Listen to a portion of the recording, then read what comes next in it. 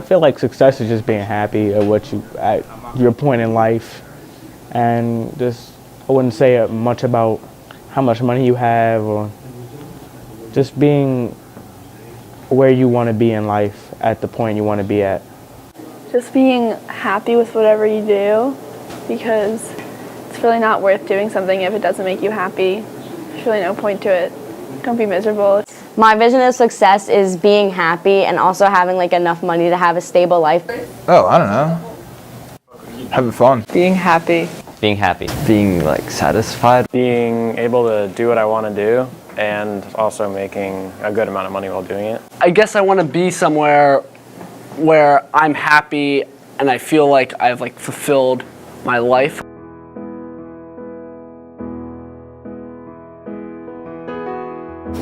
Oh God, I'm probably still here.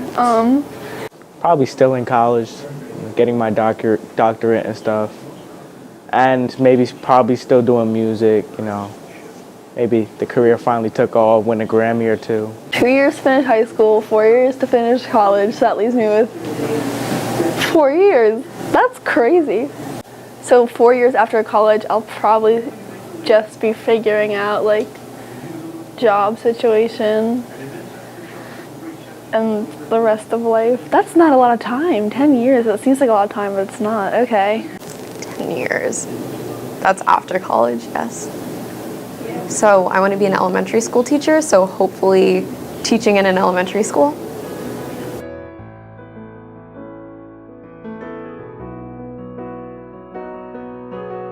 Just like managing when to do homework, sleep, I guess when to actually have a social life. Yeah, so mostly school. Yes. Like so many kids are like super stressed about because people like choose so many like classes, just like people like overwork themselves, I think, in our school. What I do at home compared to what I do at school, and the clash that it has with the timings, and it's just a lot. I think it's normal to have stress at my age, I think. I mean, everyone I know is stressed because of like school and extracurricular activities, so I think it's normal, but I don't think it's okay. I'd like it to change.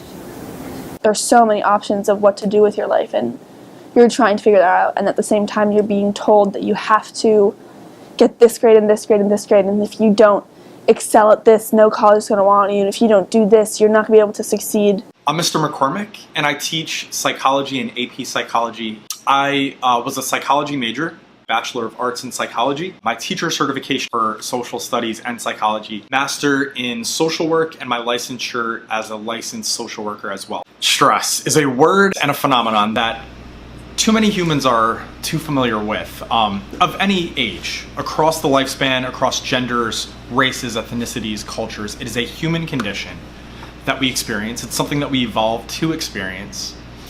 But unfortunately, teenagers, young people, experience it sometimes to a disproportionate level than other folks. And I think it has a lot to do with biological, psychological, and social things.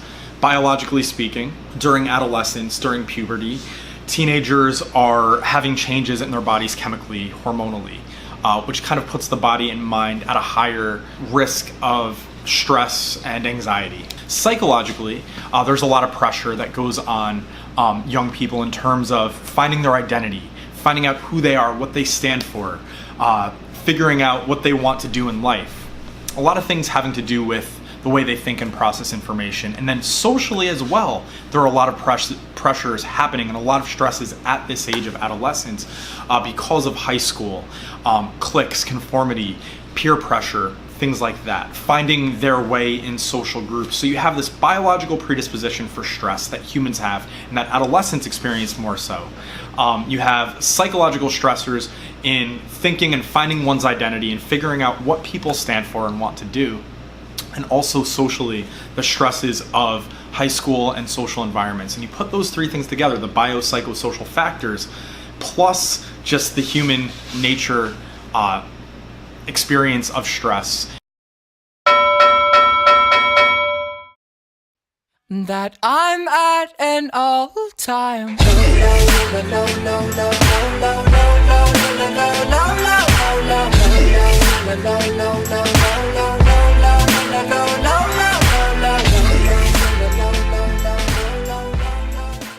something about like computer engineering or business, something like that. I think I would teach math at some level. I'll probably go into some sort of science because that's what most of my family does. It's pretty interesting to me. I enjoy it. No, I would never see myself in like an office or something. I would go insane. I'd either go into music or I would become a teacher because I like children a lot.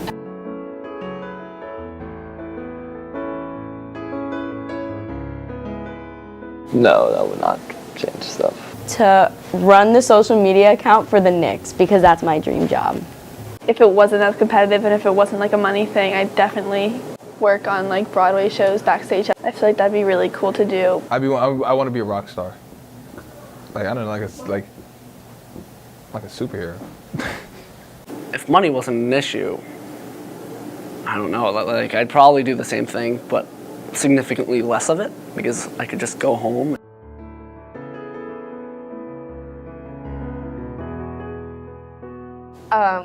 I don't know exactly where I want to go. I've been touring a lot of schools lately.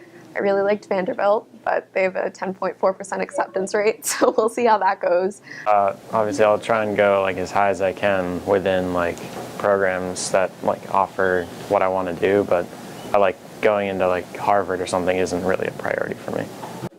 I mean, yeah, it's very stressful, but I feel like if I have like 2 years, or I have like a year and a half at least to get my stuff together before I have to start getting ready to apply.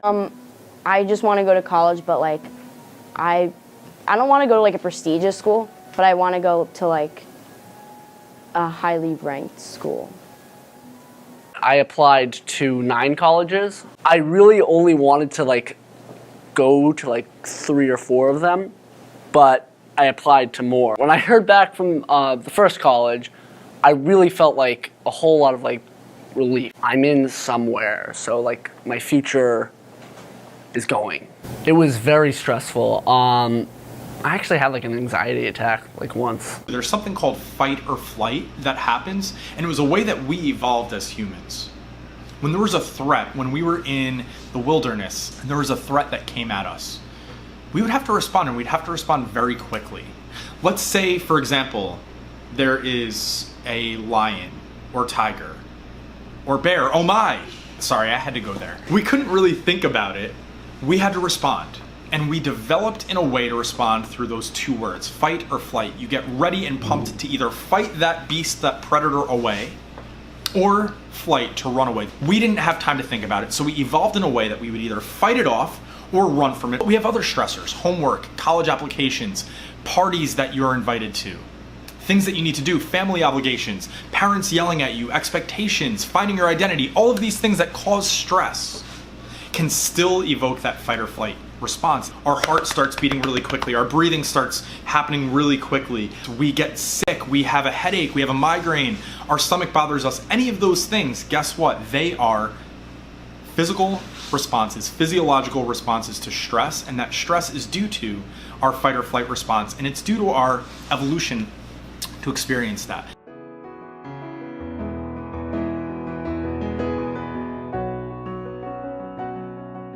A super like high level education isn't like a priority of mine. Not for myself, like I just want myself to be happy, but my parents want me to go to a good school. Definitely. There's a lot of pressure to have taken a bunch of APs and to have done well on the AP tests. People take so many AP classes, like they're just trying to, I mean, if they really love that, then that's what they do, but like a lot of people, I think they just want to like please their parents or like their family. So it's like a lot of what I do is mostly just for like when I get to the application process. Like I wanted to quit soccer, and then I was like, oh, I can't quit soccer because then I'm not going to do anything during the fall, and that's going to look lazy and that's going to look stupid.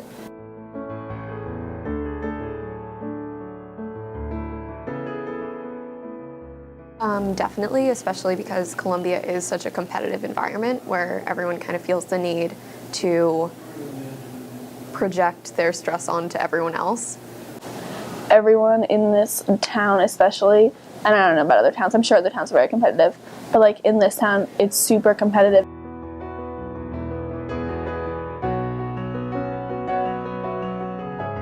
came to senior year and I would just have to go find myself a job, I'd be sunk.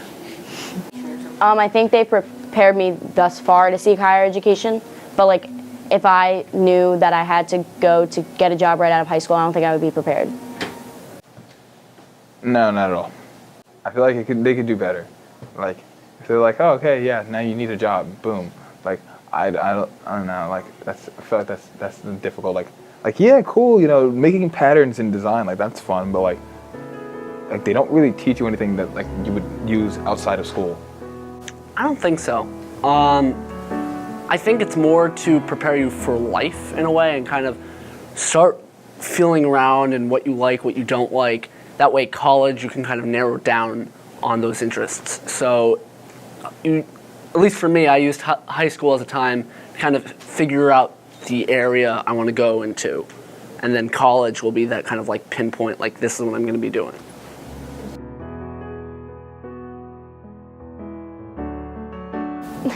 Like 6 hours. Depends on the night. On average, I would say I get about 7 or 8. I try to get 8, but usually I get like 6. 5. About 8 hours, 30 minutes. 5 or 4.5. Roughly 7 to 9 hours of sleep is what you should be getting. Maybe even 8 to 10, possibly. That's a little conservative. Sometimes all of the obligations that we have, that you have as teenagers, prevent you from getting enough sleep, and that can actually have negative effects on your psychological health. You can be at greater risk for anxiety, getting sick, feeling irritable. So it's really important that you get enough sleep, not only for your body, your physical body, but also for your psychological well-being, for your mental health. The restorative aspects of sleep not only benefit the body, but also allow your mind to relax, to consolidate its memories, and to be ready for the next day. So the important thing is not erasing stress, because that's not going to work. To erase stress, we have to erase us, and we can't do that, of course. It's to manage the stress. It's to learn how to accept that it's going to be there, and accept that it had a purpose, and accept that it has a purpose, but to manage it, to not let it overcome us. Not sleeping enough can cause stress, and stress can cause not sleeping enough. Wish we could turn back time to the good old days when the mama sang us to